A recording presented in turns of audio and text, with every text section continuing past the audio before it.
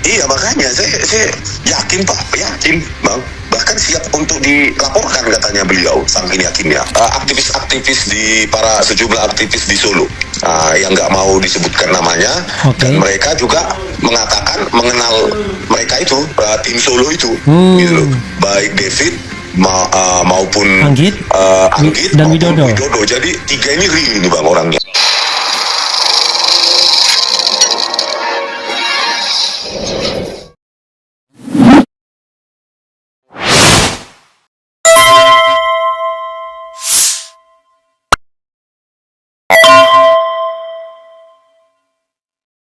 Kita mulai dengan yang terakhir dulu, Usman Amiruddin. Itu siapa? Dan kemudian saya dengar percakapannya ngeri-ngeri kali kelihatannya itu. Silakan. Aku pun nggak menyangka Bang percakapan sampai seperti itu percakapannya. Jadi Pak Usman Amiruddin ini, Usman Amiruddin ya Bang. Pak Usman ini itu adalah sesepuh di Solo, sesepuh juga di Partai Amanat Nasional di Solo gitu loh. Nah, bercerita sedikit tentang bagaimana sih proses pencalonan Pak Jokowi menjadi wali kota Solo gitu loh Bang. Nah, kami kan ingin menanyakan apakah pernah melihat ijazahnya Jokowi gitu kan. Ternyata karena beliau bukan tim teknis, jadi tidak pernah melihat ijazahnya Pak Jokowi gitu loh Bang ceritanya. Nah, bagaimana sampai dicalonkan PDIP itu awalnya katanya dari Partai Amanat Nasional lewat Pak Usman tersebut, sampai sudah mendatangi Pak Amin Rais ke Jogja katanya gitu loh. Jadi proses itulah yang kami tanyakan. Ternyata memang beliau tidak sempat melihat ijazah Pak Jokowi tersebut karena merasa hal itu ya tidak disangka saja menjadi problematik seperti ini gitu Bang. Mirip Andi Wijayanto ya. Iya Bang, statementnya beliau sangat yakin bahwa Pak Jokowi adalah keturunan dari keluarga PKI gitu loh. Ngeri kali. Statementnya, iya makanya saya yakin Pak, yakin Bang. Bahkan siap untuk dilaporkan katanya beliau, saking yakinnya. Dan beliau. Anda bertemu dengan orang yang sama-sama siap untuk dilaporkan. Iya. Nah, beliau penulis buku ini PKI Musuh Negara. Jadi Pak Usman ini sangat dikenal Bang di para aktivis di Solo gitu, dan kami mendapati menjumpai Pak Usman ini pun lewat para aktivis di Solo. Jadi merekomendasi kami. Oke, jadi gini, Anda ke Solo itu hari ini ya? Kemarin Bang. Kemarin ya. Sekarang posisi Anda di kota yang lain lah pokoknya ya, bukan di Solo lagi ya. Biar Anda nggak dicari di Solo. Jadi Anda ke Solo itu maksudnya mau ngapain awalnya? Mau gini Bang, orang-orang yang terlibat dalam pencalonan Pak Jokowi ini di Kota Madya Solo menjadi wali kota kan begitu Bang. Jadi kan ijazah ini itu kan seharusnya sudah dipakai mulai dari mencalonkan diri sebagai calon wali kota Solo, calon gubernur DKI, dan calon presiden kan Bang. Nah, titik pertama kan di Kota Madya Solo menjadi calon. Walaupun kemudian itu agak sedikit membingungkan, membagongkan karena cerita Bitor bahwa 2012 bikin di Pasar Pramuka. Jadi ijazah yang digunakan ijazah yang digunakan sebelum 2012 itu ijazah yang mana lagi? Bisa jadi remake Bang. Oke, remake ya. Oke. Remake ya. Oke, silakan teruskan. Nah, jadi kan kami ingin mencari tahu cerita bagaimana ijazah tersebut dipakai pada saat pencalonan diri di menjadi calon wali kota Solo gitu loh Bang. Ternyata dan cerita-cerita di aktivis itu, di kalangan aktivis Solo itu ya mereka salah satu tim teknisnya yang disebutkan untuk yang dibilang tim Solo itu juga Bang. Mulai dari David apalagi David Anggit Widodo. Widodo. Mulai pencalonan calon wali kota Solo tersebut gitu loh Bang. Jadi kami tanyakan apakah karena kan ceritanya pencalonan wali kota Solo oleh Joko Widodo ini kan bermula di Partai Amanat Nasional ternyata Bang, menurut Pak Usman begitu, sebelum masuk ke PDIP. Jadi menurut Pak Usman bahwa Pak Jokowi itu bukan kader partai apapun, dia hanya seorang pengusaha gitu loh Bang. Nah kalau ini memang sudah diketahui publik, memang biasa kan pengusaha gitu, ya pengusaha nyari partai untuk digunakan sebagai kendaraan politik. Makanya kalau ujungnya kemudian dia tidak setia pada PDIP, ya wajar. Karena pada awalnya pengusaha yang cari partai, ini bukan orang yang besar dari partai begitu. Ya oke, teruskan bro. Nah setelah kita mendapati fakta bahwa Pak Usman sendiri pun sebagai sesepupan di kota Solo itu tidak pernah melihat ijazah Pak Jokowi yang dipakai pada saat pencalonan wali kota itu, ya udah cerita akhirnya mengarah ke sesuatu yang kami sendiri juga baru tahu. Menurut Pak Usman, ya Pak Jokowi adalah keturunan dari keluarga PKI gitu. Makanya respon saya ketika Pak Usman kan cerita juga tadi ada keputusan MK yang membolehkan keturunan PKI itu dipilih dan memilih gitu Bang.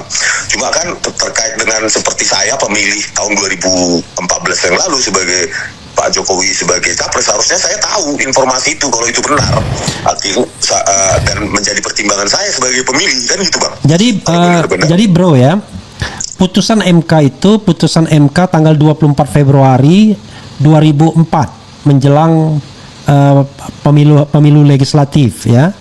Memang ada putusan yang akhirnya membolehkan ex PKI untuk memilih dan untuk dipilih ya sebagai wujud dari rekonsiliasi, tetapi memang dia harus jujur gitu untuk menyatakannya gitu. Oke.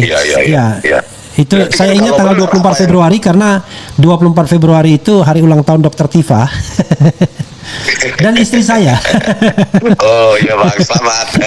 Oke, teruskan bro. Dan pikiran saya menjadi menerang jauh gitu loh Bang. Pada saat 2014 kalau benar Pak Jokowi adalah keturunan PKI, itu menjadi pertimbangan saya untuk tidak memilih dia gitu Bang, seharusnya. Ini kan pemilih juga perlu dijamin juga bahwa kita harus mendapatkan informasi yang seutuhnya dari apalagi calon presiden yang akan kita pilih dan calon wakil presiden gitu loh. Kalau benar ceritanya Pak Usman sesuai dengan apa yang ditulis Pak Bambang Tri di Jokowi Undercover 1, itu harusnya kan pemilih punya hak untuk mengetahui itu seutuhnya, dan itu harusnya tugas KPU menjelaskan latar belakangnya selengkapnya dari apalagi calon presiden dan calon wakil presiden gitu loh Bang. Dan terkait dengan hal ini juga pikiran saya menerang jauh. Berarti kalau benar apa yang dikatakan Pak Usman itu, maka Gibran juga ya keturunan keluarga PKI juga Bang, kan begitu Bang. Kalau begitu saya nggak tahu, tetapi memang isu kan berkembang kan kalau benar kan Bang. Ya, bahkan dia bilang siap untuk dilaporkan bahkan katanya gitu ya, Bang, memang tadi. Kalau kita baca Jokowi Undercover 2 ya, kalau itu memang Bambang Tri menyebutkan kalau bahwa ibu Jokowi itu namanya Yap Mehwa, bukan Sujatmi yang kemarin tahun 2020 meninggal. Kemudian nama bapaknya juga bukan Noto Miharjo ya, sebagaimana diakui saat ini, tapi namanya Heru Purnomo kalau tidak salah. Nah, tetapi sekali lagi kan susahnya di Indonesia ini tradisinya adalah kalau ada buku yang tidak disukai oleh penguasa, maka kemudian buku itu dilarang dan penulisnya ditangkap kan begitu, karena menyebarkan fitnah dan lain sebagainya. Bukan diklarifikasi dengan buku atau dengan dokumen tandingan. Kan kalau misalnya memang itu tidak benar, ya harus diklarifikasi dengan dokumen tandingan. Kan buku dibalas buku, dokumen dibalas dokumen harusnya. Tetapi ya itulah yang terjadi. Kita ini sontolo ya masih aturan yang Abang bilang tadi ke MK itu kan Bang. MK itu yang membolehkan keturunan PKI atau ex PKI untuk dipilih dan memilih. Sebenarnya begini bro, kalau kita dari sisi hukumnya itu kita harus membedakan antara keturunan PKI sama PKI-nya sendiri. Kalau dia keturunan PKI nggak ada masalah. Yang jadi masalahnya itu ex PKI-nya. Nah, kalau kita lihat ya ex PKI sudah tua-tua. Ya kan?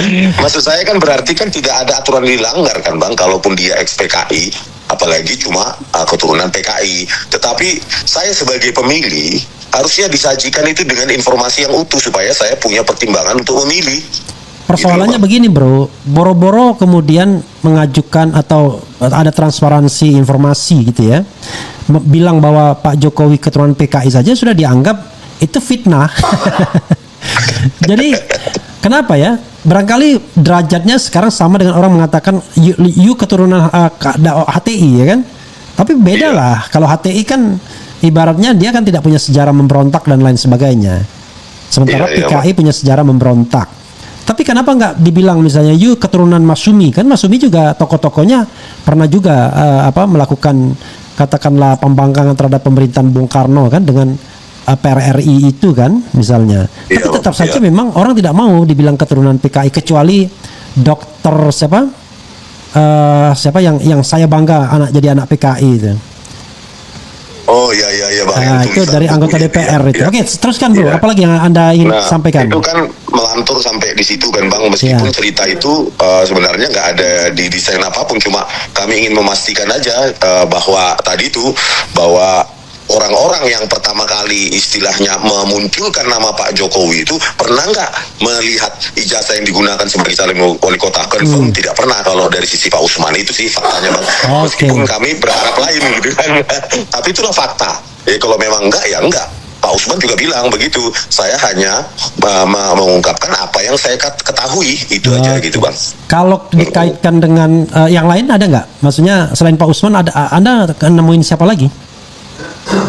Aktivis-aktivis para sejumlah aktivis di Solo yang nggak mau disebutkan namanya, dan mereka juga mengatakan mengenal mereka itu tim Solo itu, gitu. Baik David maupun Anggit Anggit dan maupun Widodo. Jadi 3 ini real nih Bang orangnya.